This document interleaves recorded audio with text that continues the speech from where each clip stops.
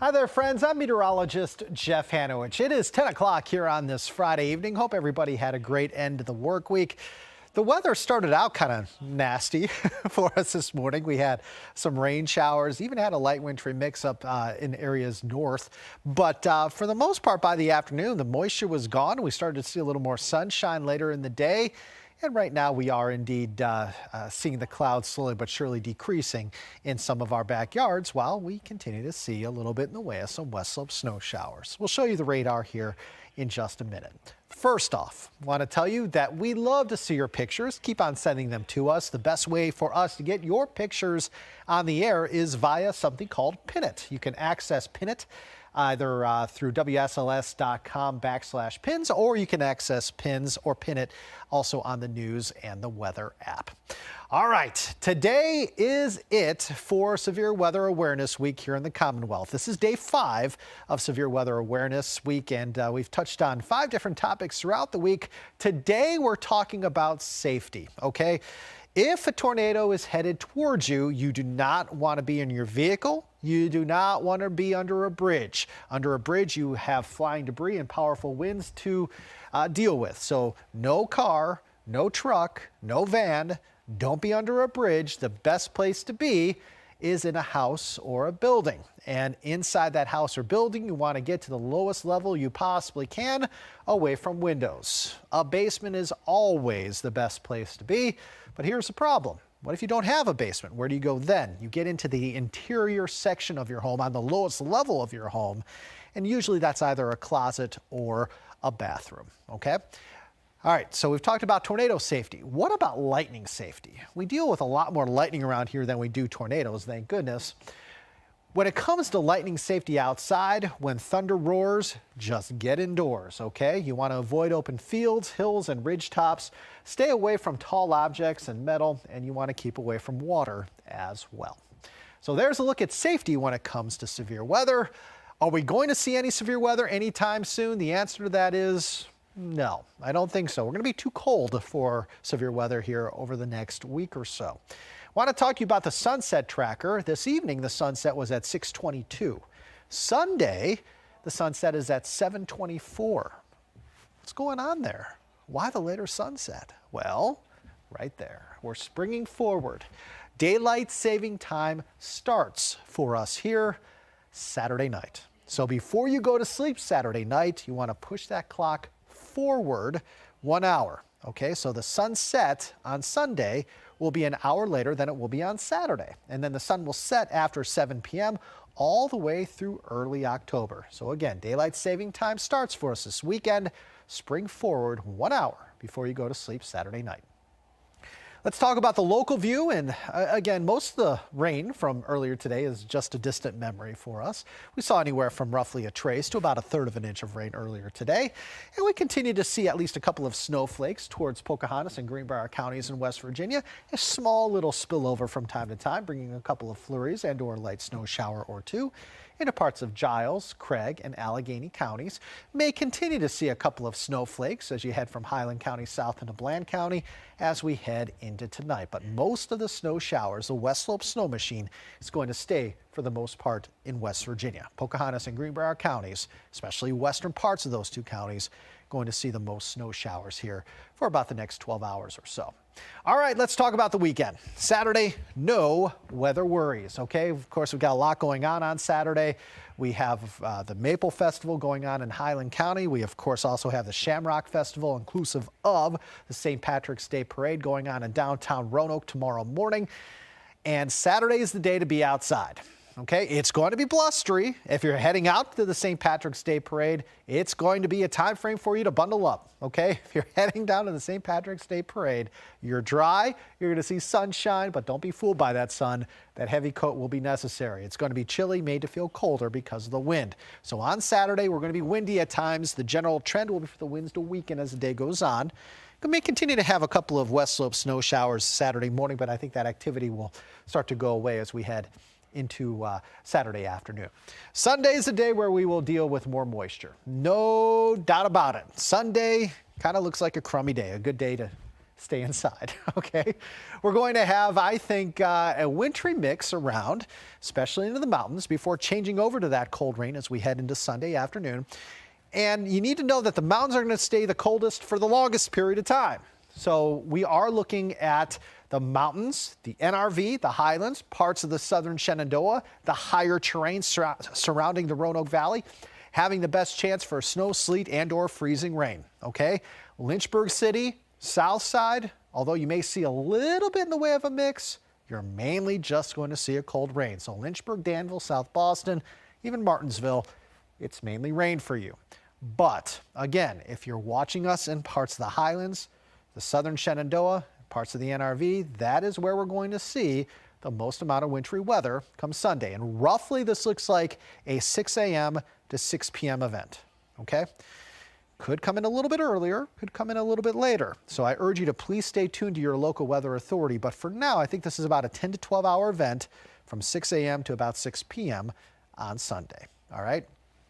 Let's talk about snowfall totals. And if you're looking for 6, 7, 8, 9, 10, 11 inches of snow, this is not the storm for you, okay? But we haven't seen much snow this year, so some of us are saying, hey, you know what, we'll take what we can get. Here's what we're looking at as far as snowfall accumulation on Sunday. Areas in white, that is basically areas south of 460. While you may see some snowflakes, I think it's mainly going to be a non-snow event for you, okay? Again, south side in Lynchburg, I think it's mainly a cold rain, okay? For you folks down in this area, up in this area, right in here, it's mainly a cold rain. I don't think you see a whole lot of snow in places like Hillsville, Galax, and Wytheville, but I don't think you see it all rain either. I think this is an area where we're going to see more icing. We'll talk about ice accumulation here in a second. To find snow, to find the highest coverage area of snow with this system come Sunday, you need to be in this blue color here. And this is basically for areas north of 460. Okay, 460 is almost the dividing line between not seeing much snow to the south to seeing a little bit more to the north. Okay, so the highlands, maybe northern parts of the NRV, parts of the southern Shenandoah, including northern Rockridge County, northern Amherst County, parts of Nelson County, including Wintergreen Mountain. This area in blue, the highlands, northern parts of the NRV, parts of the southern Shenandoah, this is where you could see 1, 2, maybe 3 inches of snow, okay? So areas in blue, that's where we could see up to 2, maybe 3 inches, 0 to 2 inches plus for areas shaded in this blue color come Sunday. So further north, a little bit more in the way of snow. Could see a little bit of icing too. Further south, it's mainly rain towards south side, but in the NRV, that's where we could see potentially the most amount of ice. Freezing rain, maybe some sleet mixing in too. So you'll notice areas in this aqua color, that's where we could see 0 to as much as maybe 1/10 of an inch of icing, okay? To find the most amount of icing, head towards the southern Blue Ridge, okay? That is where we could see 1/10 of an inch plus of icing. This would include areas around Bent Mountain, most of Floyd County, parts of Carroll and Patrick counties, western parts of Franklin County, including areas around Ferrum. Areas in this darker blue color probably have the best chance to see 1/10 of an inch plus of freezing rain, perhaps even a little bit of sleet. All right, so that's Sunday. Tonight into tomorrow, the big weather talker, the wind. Okay, we've got a wind advisory in effect until 10 a.m. Saturday for Grayson, Carroll, and Floyd counties. I just realized that I misspelled Saturday. Got to fix that before the 11 o'clock newscast. Again, wind advisory, Floyd, Carroll, also Grayson counties. That's where we could have gusts up to 40, 45 miles per hour tonight into tomorrow morning. Downlimbs are possible in these areas, and I can't rule out a power outage or two. But again, the strongest of the winds here for us from now through, say, late morning Saturday will be in the southern Blue Ridge.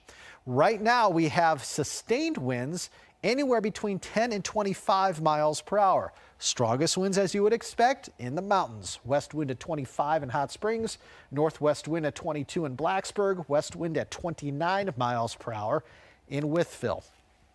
You'll notice again, the winds are stronger west than they are east. Lynchburg, south side, you have winds between about 7 and 14 miles per hour sustained.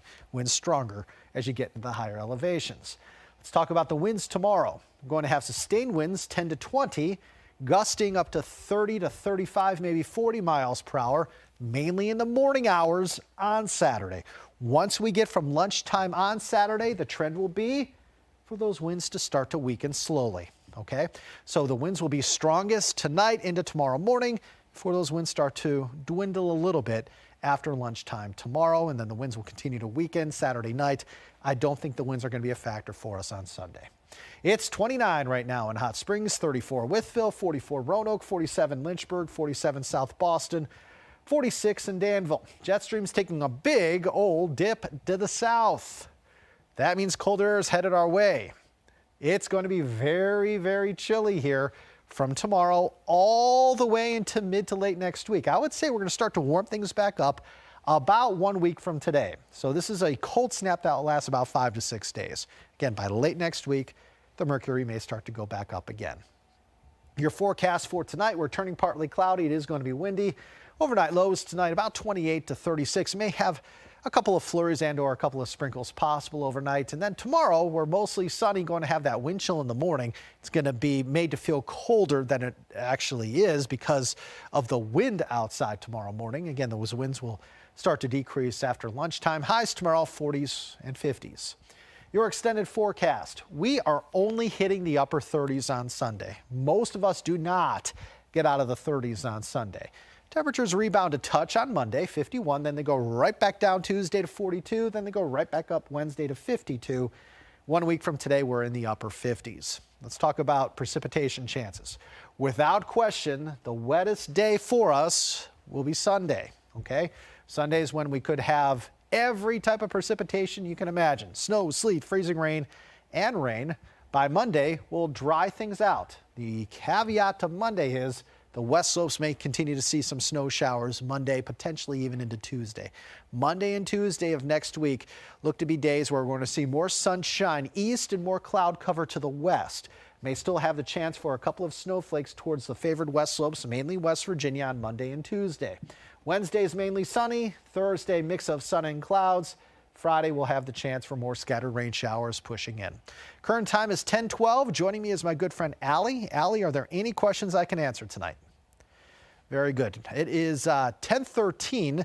We will be back here again tomorrow night for another one of these appcasts to kind of bring you up to date as to what to expect here as we head into Sunday. I will tell you that you can see these appcasts several different ways. You can see them on Facebook Live. You can see them on the news and weather apps. You can see them on Roku, and you can also see them on YouTube. So there are several different ways that you can see these appcasts. We always do them every Monday at 10 p.m. and we do them every Friday at 10 p.m. The reasoning behind that is to do them Monday at 10 p.m. to give you a look ahead to the work week. We always do them at 10 p.m. on Friday to give you a look ahead to the weekend, okay? We're going to do one tonight regardless because of what is potentially to come on Sunday. But yes, you can catch every appcast that we do on Fridays at 10 p.m. We'll also do them during the week as needed to kind of inform you as to what kind of the weather is headed towards us here over the next several days. So again, appcasts every Monday at 10 p.m., every Friday at 10 p.m., and potentially we'll do them sometimes on Tuesdays, Wednesdays, and Thursdays as well.